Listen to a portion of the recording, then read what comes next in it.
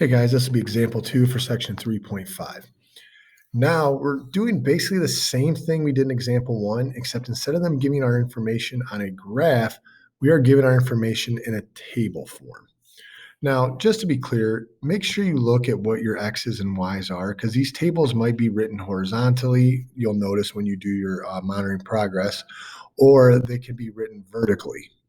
So as I look at this, just make sure you know these are the X's, these are the Y's. So 4 goes with 20, 7 goes with 14, 10 goes with 8, 3 goes with 2. So how do you find the slope of each line from the table? What is the slope? Remember, all our slope is change in Y over change in X, our rise over our run. So you can look at it, you can pick any 2 points and do it, or you can simply look at the table. So you can plug into these points, but watch what happens. 20 to 14, I went down 6, hence a -6. So you would just look at this and go, I went down 6. And then from 4 to 7, I went up 3. So your denominator is a +3. So when you're looking at the table, just look at the change. Down 6, up 3. So it's down 6 over +3, and that reduces to -2.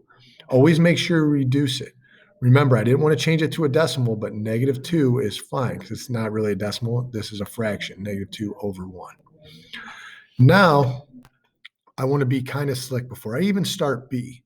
You know the answer for B without doing anything. You notice how Y is repeated? Well, that means this line must be Y equals 2. I have a Y equals 2. I have a horizontal line. The slope of all horizontal lines are 0. But now let's prove it.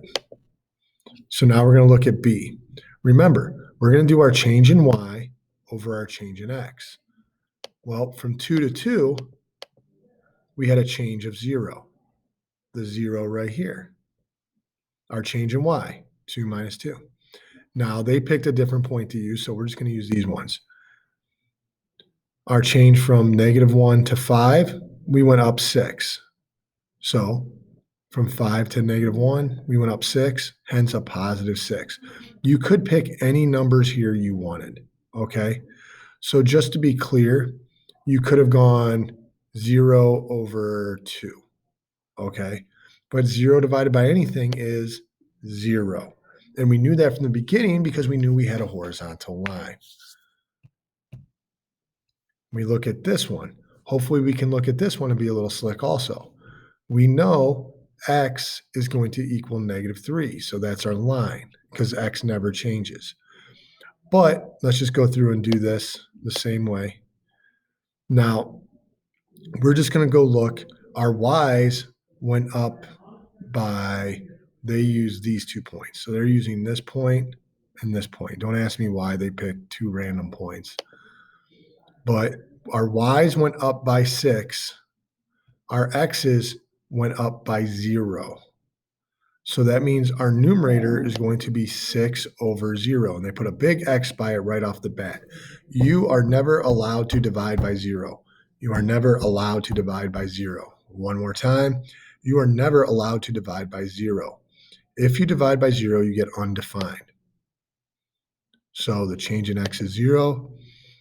Because division of 0 is undefined, the slope of the line is undefined. So we knew that because we knew we had a vertical line here. Vertical lines have undefined slopes. Horizontal lines have 0 slopes. Vertical lines have undefined slopes. We knew that from the other sections, but now we can prove it. Our Y's changed by 6. Our X's changed by 0. 6 divided by 0 is undefined, not 0. Okay? So go ahead, work on the monitoring progress. Ask me if you have any questions in class. Thank you very much.